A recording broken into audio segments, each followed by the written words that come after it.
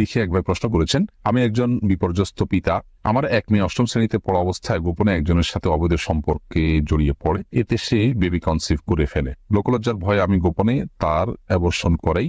এখন সে এবং আমার বাবা মা সবাই অত্যন্ত লজ্জিত এবং অনুতপ্ত।